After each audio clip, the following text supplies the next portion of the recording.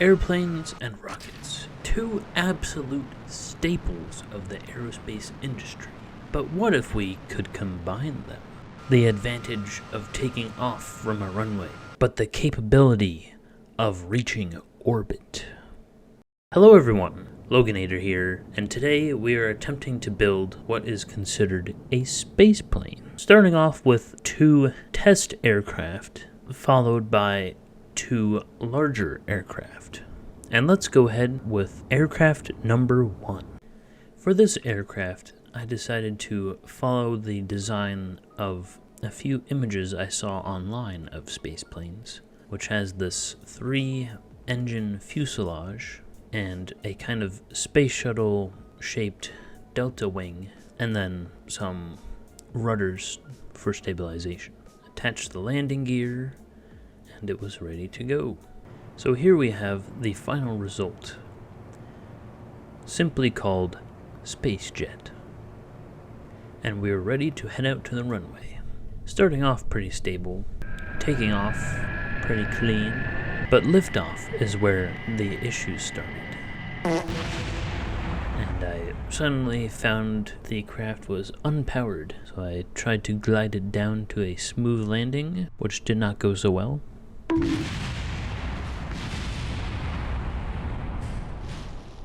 But after fixing the issues and adding some boosters,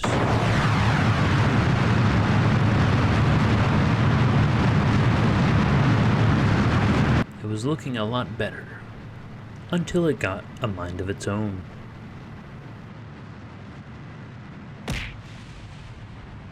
Not being too successful, I decided to change the design, which leads us into aircraft number 2. For this aircraft, I went for a more test pilot design, so I made a single-seater with rocket engines, and then attached jet engines to the side, worked out the wing shape to be more fighter jet looking, then attached the flaps, of course, attached additional boosters under the wings, landing gear, and we were good to go. Here we have the final product, which I named Starscream after the transformer that somewhat resembles this jet, and it was time to head out to the runway. The aircraft was stable, takeoff was clean, a smooth liftoff. Yeah, baby! That's what I've been waiting for! Retract the landing gear, and activate the rocket boosters.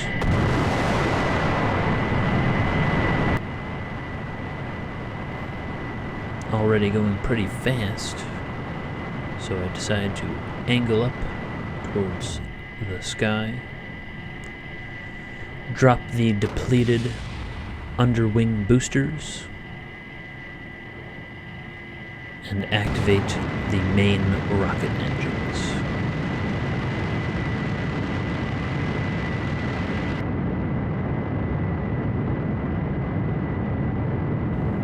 And as we ascended, the stars came into view, and we successfully made it to space.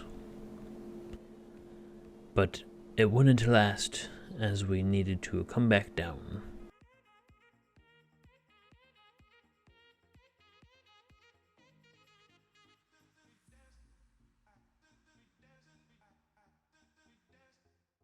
Re-entry went well, although I interfered a little bit, which messed it up to the point I couldn't recover, and ended with a rather large splash.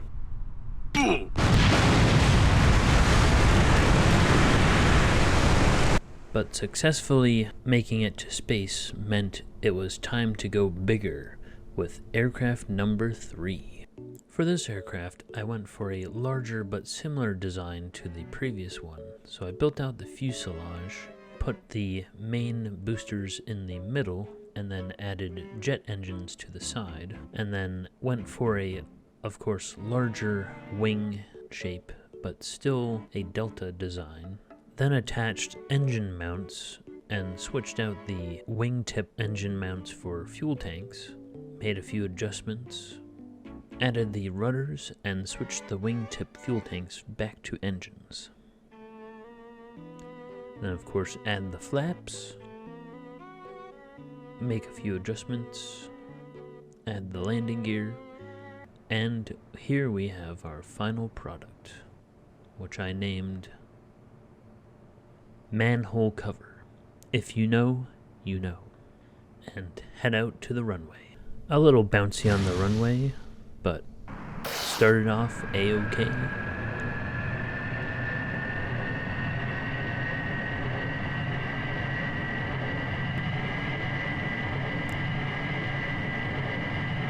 Took a little bit to take off from the runway, but that's fine. Landing gear up. Point the aircraft towards space. Activate the rockets so we can go a little bit faster.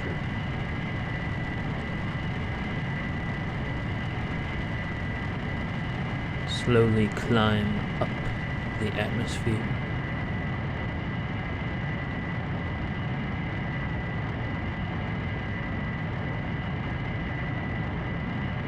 Except I ran into a bit of an issue with the fuel for the rocket engines.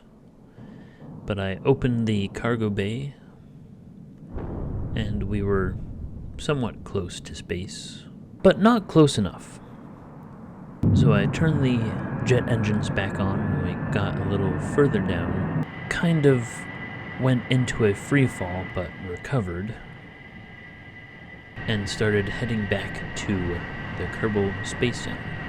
I went in for a landing, but my angle was not good and I wasn't able to properly fix the angle, so I ended up heading towards the mountains behind the Kerbal Space Center, and the ground kind of came a little too close.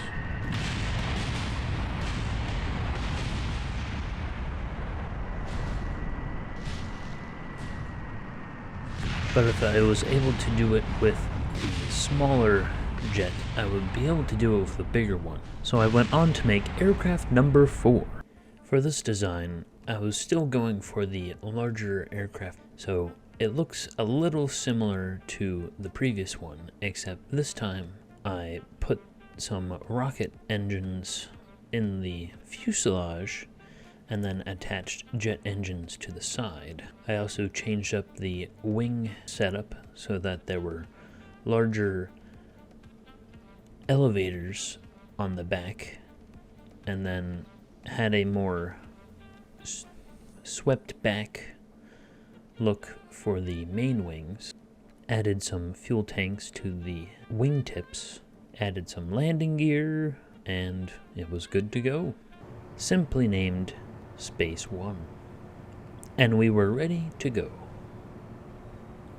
Out on the runway, it was looking a little dark, and that was because there was an eclipse, which I was not expecting in Kerbal Space Program, but I guess it makes sense.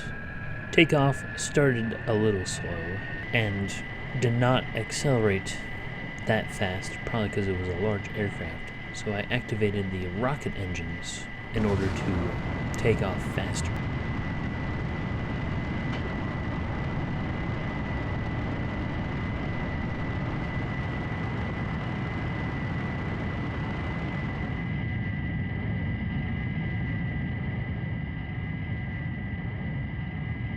There's the eclipse from an orbital point of view.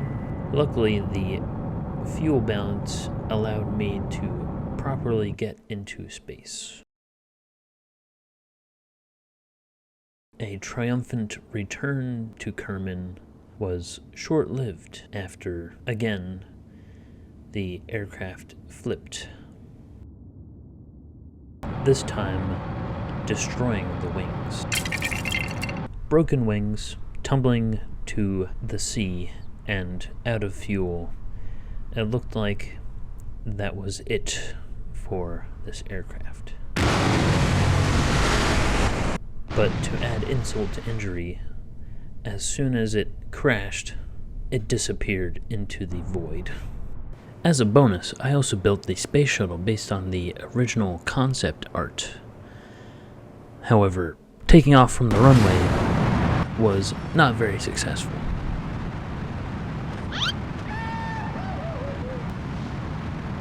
Fatality.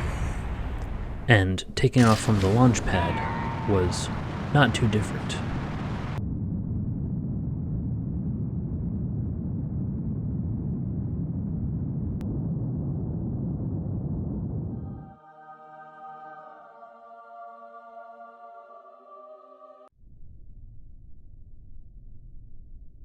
But with that, if you enjoyed the video, consider liking and sharing it with a friend. And if you want to see more, subscribe today. Thank you for watching, and I will see you next time. Bye everyone!